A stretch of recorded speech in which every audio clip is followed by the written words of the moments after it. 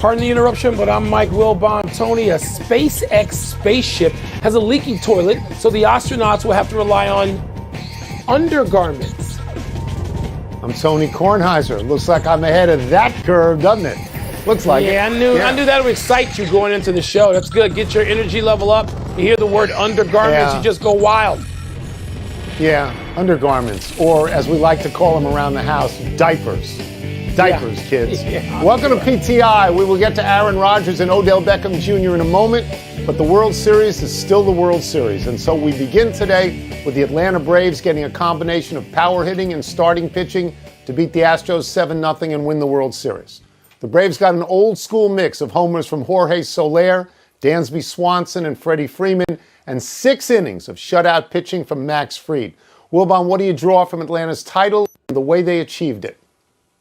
Well, Tony, they don't have one of the great regular season resumes in history. In fact, they've got one of, if you want to judge it that way and use the word worst, so judgmental, one of the 10 worst in history. And I don't even care about that at all because you have so many rounds of the playoffs now. Back when it was, 16 teams, 8 in each league, and you played 162. Even when you had one division, 1969 forward, the regular season meant so much. And now, it doesn't. You get hot at the right time, as we've seen in the past. That's fine. That's what this is. I care more about last night. I care more about seeing 6 innings of starting pitching. Baseball the way I grew up with it. Baseball the way I think it's meant to be. Baseball, which is sort of last night, it thumbed its nose at all the newbies that want to have a bullpen night 7 days a week.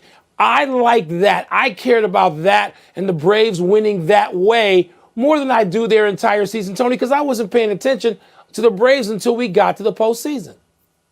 So I'll pick up on what you're saying. I was going to save that, but let me go to it. I think Max Fried won that game in the first inning last night.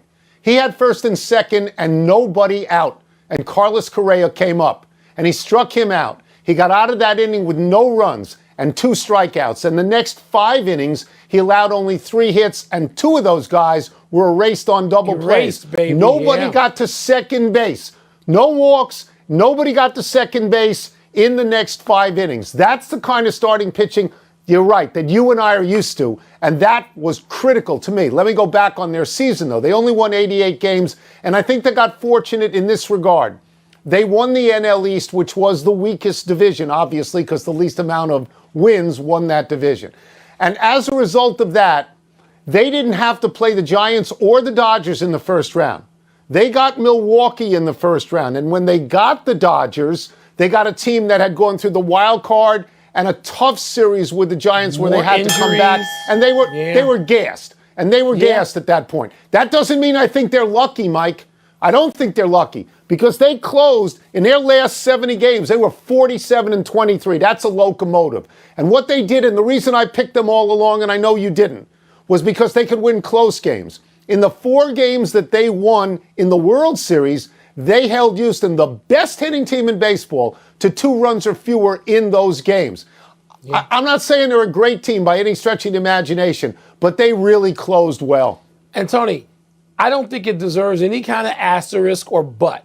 But when baseball has this setup and eliminates a 100-win team early on, then, somebody ought to take advantage of it. If baseball's too dumb and too stubborn to seed properly or reseed, then this is part of what, and they may get it again.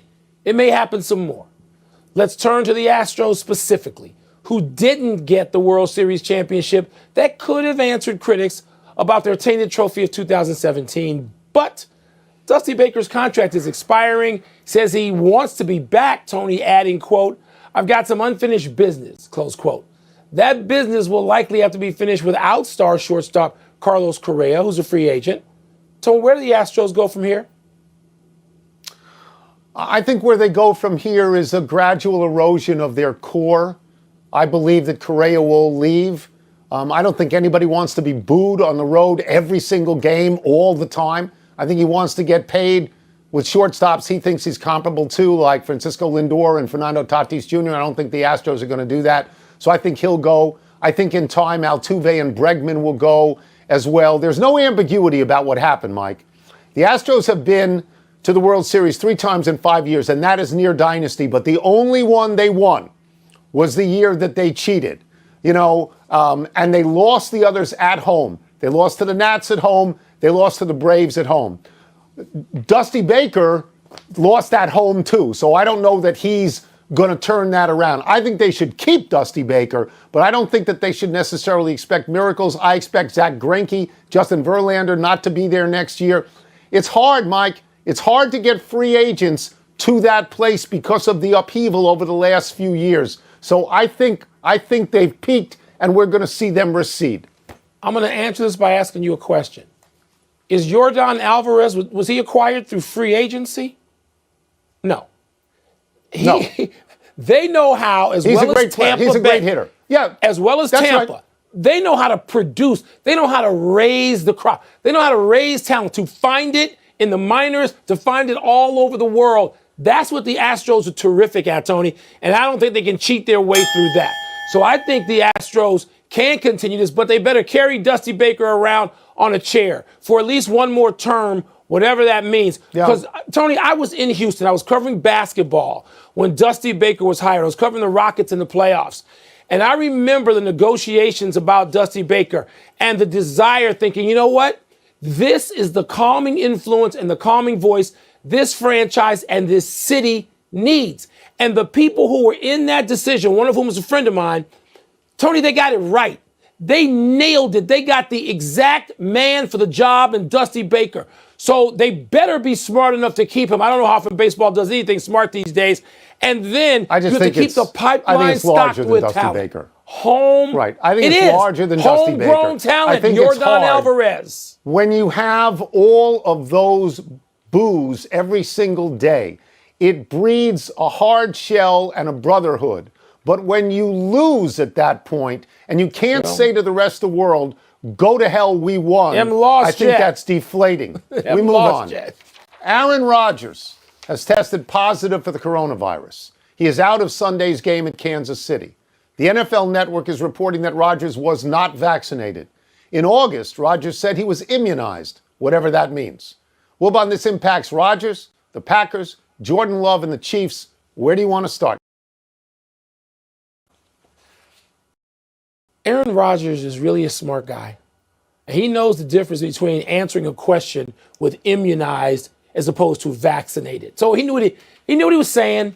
He knew what he was trying to do. He was trying to get around, make an end around, if I'm going to use another football term. And that just for somebody who really likes Aaron Rodgers and really thinks he is smart and creative and imaginative and engaging, it's just disappointing for me personally. Very, very disappointing. And now, and you can test positive. You can test positive if you were vaccinated. But in this case, Tony, he put himself out there, made himself vulnerable to a rule where the league says if you are not, then you're going to be out longer. You're going to be away from your team longer. And to me, that goes against everything that Aaron Rodgers stands for, whether or not he's bickering with the Green Bay Packers management. You always know him as a player to be there for his teammates, to be there for his boys. And now he's not there. And so this seems like a Kyrie Irving sort of irresponsible thing for a guy that I think so differently of as I do Aaron Rodgers. That's what I care about at this point. So if we're going to do confessionals, I will also confess that I love Aaron Rodgers. But I was very hard on Kirk Cousins when Kirk Cousins said, I'll do anything to help the Minnesota Vikings. That's my team. Except he wouldn't get vaccinated. And so the words were rather hollow. I felt the same way about Cam Newton with the Patriots. So how can I say it's okay for Aaron Rodgers? I can't say that. Can't have that double standard. It's not okay for Aaron Rodgers. He got cute with the word immunized. He was asked, are you vaccinated? And he said, yes, I'm immunized. Aaron Rodgers always has to be too clever by half. He's always got to be the smartest guy in the room. There's a huge impact here. Huge impact on the Packers. Jordan Love, and he's in the quarterback room with Aaron Rodgers. I have no idea if Jordan Love is out on close contact or what might happen with him. They're calling back Blake Bortles if you want to be frightened of something. Not good. So if Jordan Love gets out there and he beats the Chiefs, then maybe it makes it easier for Aaron Rodgers to leave Green Bay next year. But if they lose that game, maybe some of those Green Bay fans turn on Aaron Rodgers a little bit, which they haven't done. And this is a gift for Kansas City. Kansas City has in a row the Packers, the Raiders, and the Cowboys combined record 18-4. This is a gift for them in the same way that the LA Rams just got a gift from Tennessee.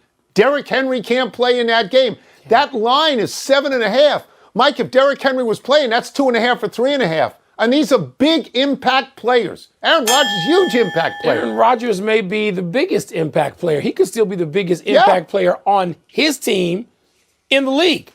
And so the Packers are in some peril right now. This, of course, allows me to snicker a little bit as a fan of the forlorn Chicago Bears, an alleged fraudulent rival the last, 4 or 5 years at least. But Aaron Rodgers, he did this to himself, Tony. Probably. He did. He at least he didn't go as far as he could to ensure that this didn't happen. He didn't go just as far do it as to himself. He didn't do it to himself. Did it to his team also. Yeah. Let's take a break. Coming up, some potentially significant developments in the Browns' career of Odell Beckham Jr. And how should Cincinnati feel about being ranked 6th in the college football playoff standings? Yeah. Can't say I'm surprised. I love Rodgers. Presented by Guinness, part of Happy Hour.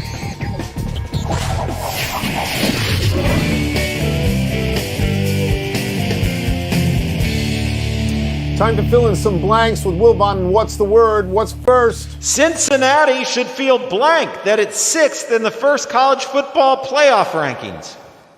They should feel discouraged. I think they had to be 3 or 4 to have a good shot at this thing. Now they need a lot to happen.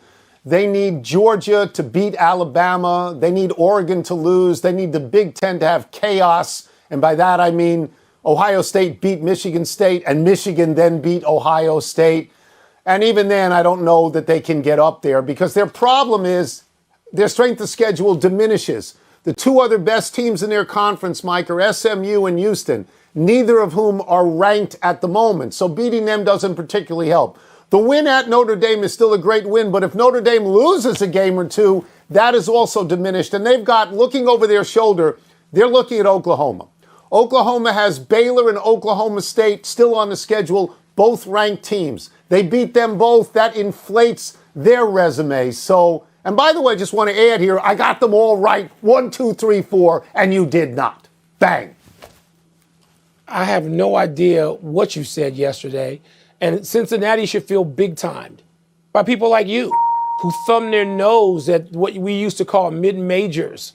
And now they're outside the Power 5. And so, New Yorkers like you people who look at anybody in college football in New York. I know. And then therefore you guys usually, you and Stephen A., you New Yorkers who can still get loud. We're not on the committee. I guarantee there's some New Yorkers on the committee and some Los Angelinos. And you look at the rest of it as flyover states, and you don't want to vote for Cincinnati. Your boy from Iowa is running the committee. That means he's not voting. Next. He can't vote. Next.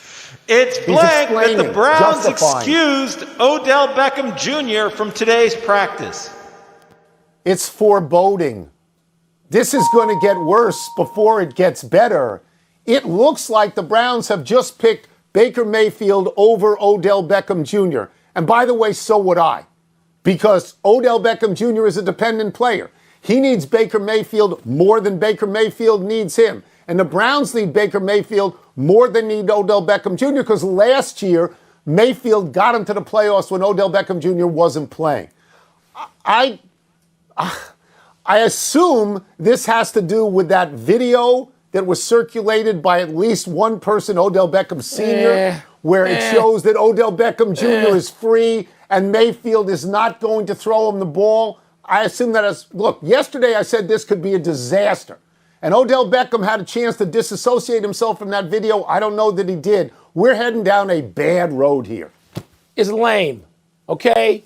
I mean, it's lame that the Browns excuse OBJ from practice. I was going to say lazy. I could use either one of them because clearly management there, and I'm including the coach and the coaching staff, the wide receivers coach, but he didn't have much to say. Ultimately, the head coach, Stefanski. This is just, it's lame because it's lazy. You get these people together and you say there's too much talent invested here. You can't say money because they can just cut you in the NFL, which is why this is different than, say, some NBA situations where guys can be sent home and draw $40 million. In the NFL, OBJ, they can just say, get out of Dodge. Mary Kay Cabot just reported, Tony, and she's been covering the Browns longer and better than anybody. She has just said it's likely his last game, the last game he played with the Browns. Yeah. You mean to tell me they don't value him enough to get this situation straight? Again, it's almost dereliction of duty in Cleveland. I'm back to hoping they lose every single game, the place where I was 2 and 3 and 4 and 6 and 8 and 10 years ago. It's good to have you back on that side of the street. It's good. That's the street you belong on. That's it. It is. Let's take one last break. Still to come. The Saints star receiver won't be playing this season. It is the Miami Heat. The Miami Heat. Are they as good as they look? Because they're the best in the league right now. Is it they or it? If it's Time is Guinness time. Please drink responsibly. Part of Happy Hour. Happy time, people. Happy 72nd birthday, Larry Holmes, the former heavyweight champion of the world, when that truly meant something. Holmes fought everybody and beat everybody. Holmes beat Ernie Shavers and Ken Norton. Holmes beat Leon Spinks and Jerry Cooney. In 1980, Holmes beat his idol, Muhammad Ali, to run his record to 36-0, though Ali was aging then and no longer Ali. Holmes eventually got to 48-0, and people were comparing him to the legendary undefeated heavyweight champion Rocky Marciano. Some in the media said Holmes should not be on that pedestal, that he wasn't in the pantheon of Ali or Marciano or Joe Louis. Holmes then made it easier on history by losing twice to Michael Spinks on decisions. Holmes took a few years off and was then TKO'd by Mike Tyson. Holmes fought into his early 50s. His last fight was a unanimous decision over Butterbean. Holmes finished 69-6 with 44 knockouts. Tony, Holmes following Ali is sort of like anybody trying to follow John Wooden or Dean Smith or maybe Mike Krzyzewski. You're not going to end up doing well if you have to follow the GOAT. I mean, Ali, the GOAT, he's the GOAT. And so, I feel bad for Larry Holmes in that way, as great as he was. Happy anniversary, Raptors and Grizzlies. On this day 26 years ago, both Toronto and the then Vancouver Grizzlies made their NBA debuts with wins. While the Grizzlies lasted only 6 seasons in Canada and then moved to Memphis, the Raptors have one of the most rabid fan bases in the league. Kawhi Leonard is probably the greatest one-season acquisition ever. He led the Raptors to their one championship in 2019. When he left for the Clippers, within 2 years the Raptors tumbled out of contention. Of the 30 NBA franchises, 11 have never won a championship.